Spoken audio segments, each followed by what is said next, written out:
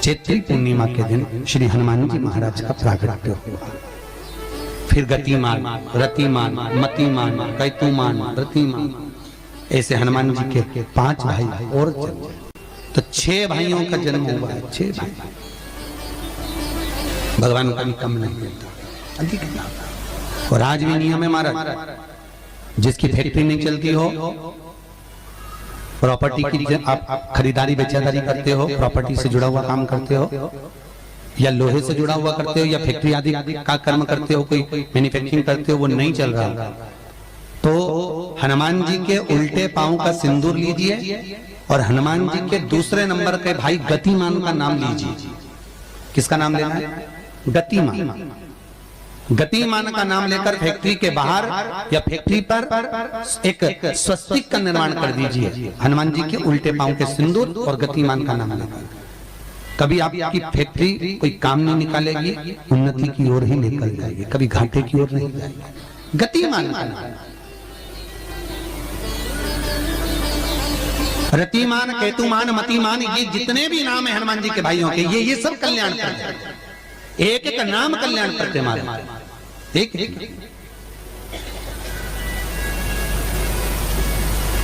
महाराज। वो जिन बच्चों को निमोनिया हो जाता है ना, वो सर्दी का कोटा रहता है, बहुत सर्दी बच्चों को बनी रहती है, तो हर दिन 5-10 दिन में वापस दौड़ के डॉक्टर के पास लेके जाओ, फिर डॉक्टर के पास ले। वैसे तो डॉक्टर के पास बच्चे आजकल के जमाने के जाते ही जाते हैं, हर 15 दिन 20 दिन में। तो इसके पीछे वो चले जाए।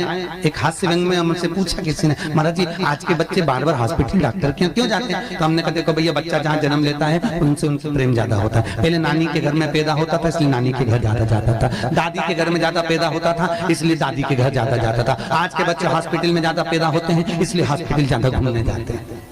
ये हास्य। पर यदि बच्चे को सर्दी ज्यादा होती है, निमोनिया ज्यादा होता हो, ठंडक का कोटा ज्यादा रहता हो, तो पीपल के 5 पत्ते महाराज उस पर घृत लगाकर हनुमान जी के तीसरे नंबर के भाई व्रतिमान का नाम लेकर, व्रतिमान का नाम लेकर बच्चे की छाती पर एक वस्त्र से उसको बांध दीजिए, रात्रि भर बंधे रहने दीजिए महाराज। और बांधना कौन से दिन है? 12 तिथि को, बस एक बार बांधना, उसके बाद सर्दी का कोटा नहीं रहता महाराज, बच्चा स्वस्थ अपने आने में। व्रतिमान हनुमान जी महाराज के जितने भी भाई हैं, सबका आनंद सुख चरणारविंद का सुख देने वाला भगवान श्री हनुमान जी महाराज चैत्र की पूर्णिमा के दिन प्रकट होते हैं महाराज। पवन तनय संकट हरन मंगल मूरत रूप, राम लखन सीता सहित हृदय बसौ सुर। श्री हनुमान जी महाराज का प्रागट्य होता है, चारों तरफ सुख ही समाहित हो जाता है, आनंद ही आनंद स्थापित हो जाता है चारों। अब दोनों में अंतर देखिए। हनुमान जी की जब स्तुति गाई जाती है तो बोला जाता है विद्यावान गुणी अति चातुर। फिर से बोलो एक बार लाइन से, विद्यावान गुणी अति चातुर। हनुमान जी विद्यावान थे और लंका का राजा रावण विद्वान था। क्या था? जम के बोलो विद्वान। ये विद्यावान, वो विद्वान। तो एक प्रश्न सामने खड़ा होता है कि विद्यावान और विद्वान में क्या अंतर है? हनुमान जी विद्यावान गुणी अति चातुर, रावण विद्वान, तो दोनों में अंतर क्या है? विद्वान ये भी विद्वत्ता से वो भी पढ़ा लिखा, ये भी पढ़ा लिखा।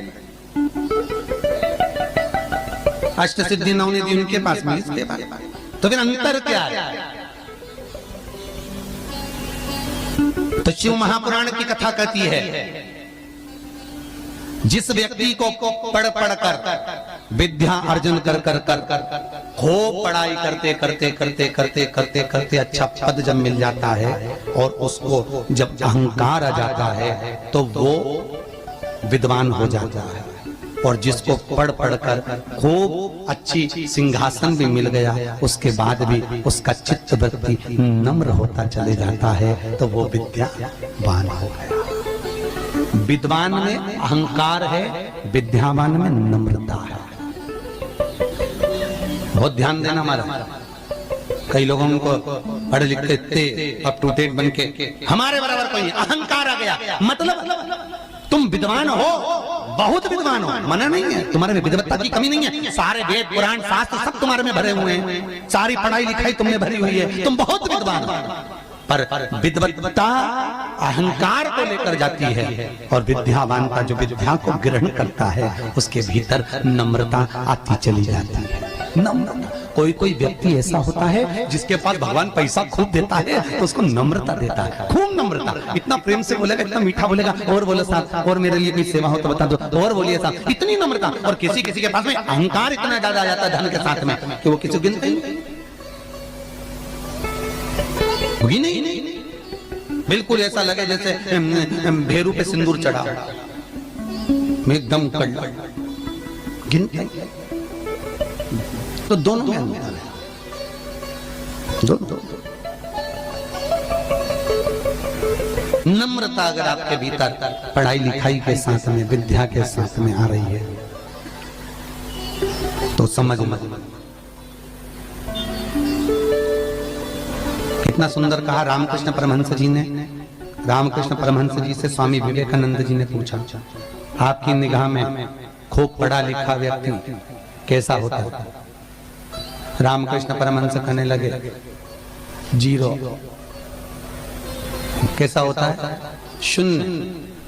स्वामी विवेकानंद ने फिर रामकृष्ण परमहंस से पूछा, आपकी दृष्टि में बहुत पढ़ा लिखा, बहुत पैसे वाला धनपति व्यक्ति कैसा होता है? रामकृष्ण परमहंस जी ने कहा, डबल शून्य, डबल जीरो। स्वामी विवेकानंद जी ने फिर पूछा रामकृष्ण परमहंस जी से, गुरुदेव आपकी दृष्टि में पढ़ा लिखा व्यक्ति, बहुत धनपति, सब ज्ञान में निपुण, वो व्यक्ति कैसा होता है? रामकृष्ण परमहंस ने कहा, ट्रिपल जीरो, 3 शून्य। स्वामी विवेकानंद ने कहा, गुरुजी अगर ये सब शून्य की गिनती में आ गए तो कीमत किसकी होगी? रामकृष्ण परमहंस जी ने कहा, सारे ज्ञान प्राप्त करने के बाद जो झुकना नहीं जानता, नम्रता नहीं जानता, वो जीरो के बराबर ही होता है। और जिसके पास में धन भी है, विद्या भी है, सारी निपुणता है, और जिसके भीतर नम्रता बनी हुई है, उसके आगे एक लगा दिया जाए तो वो करोड़ों की गिनती में हो जाता है। उसके आगे एक का कई लोग बड़ी अभिमतता में जीते हैं, मैं मेरे बराबर कोई नहीं। और जो मैं करके मर जाता है, अगला जन्म बकरा बकरी का हो जाता है, मैं करता फिरता है। छुपकली और बकरा बकरी दोनों पहचान जाओ, बहुत परिचित है। तुम्हारे दरवाजे पर कोई बकरा बकरी दिखे तो समझ लेना तुम्हारा रिश्तेदार आया है। मैं करके मर गया, मेरा घर, मेरी परिवार, मेरा कुटुंब, मेरी घर, मेरी गाड़ी, मेरा बंगला, मेरा मेरा मेरा करके मरा, बकरा बकरा। मैं तत्व में अभिमतता।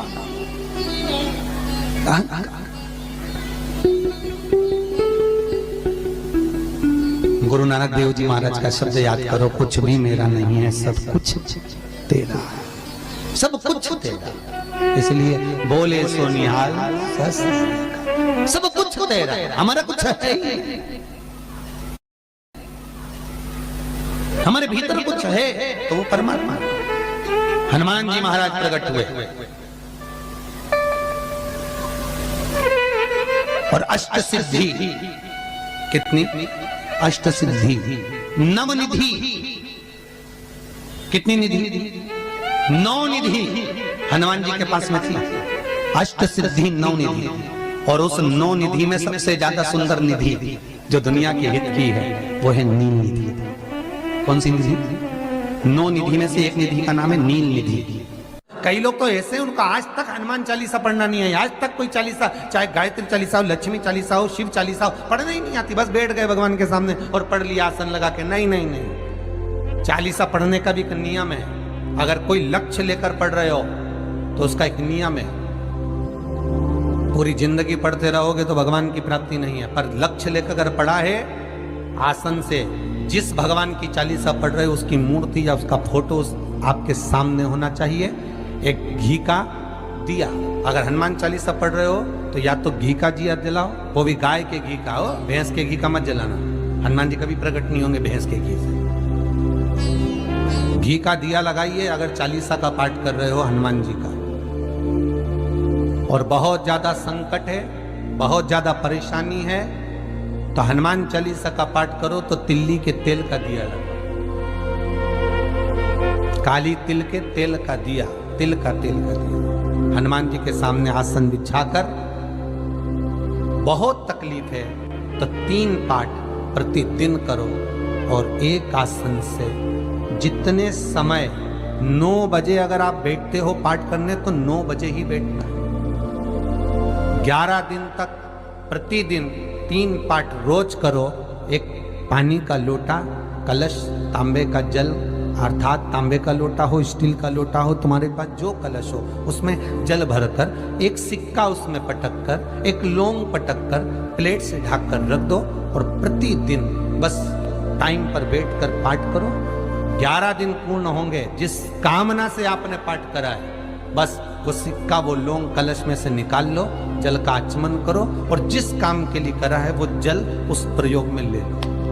उस प्रयोग, किसी से बात करने जाना है तो वो जल पी कर जाइए, कोई से हाथ मिलाना है तो वो सिक्का, वो लौंग अपने हाथ में रखिए, अपने साथ। राम जी महाराज जब गए, हनुमत चरित्र कहता, राम जी महाराज जब जाने लगे तो उन्होंने हनुमान जी से कहा कि तुम क्या चाहते हो? हनुमान जी बोले मेरे को जाना है, क्योंकि जहां राम वहां हनुमान। हनुमान जी जब कहने लगे कि मेरे को जाना है तो राम जी महाराज बोले नहीं नहीं हनुमान, तुझे सबसे ज्यादा प्रिय क्या है? तो कह राम। तो हनुमान तू कह रहा है सबसे ज्यादा प्रिय है, राम प्रिय है, तो एक बार जिस समय देवऋषि नारद का अपमान हुआ, विश्वामित्र बाबा का अपमान हुआ, उस समय पर एक राजा ने जब अपमान करा तो तूने उसको राम नाम लिखकर एक जगह पर बिठा दिया और कहा कि तू राम नाम जपते रहे। उसने राम नाम जपा। तब हनुमान याद कर, मेरे सम्मुख में तू खड़ा था और युद्ध होने वाला था, तो तूने क्या कहा था?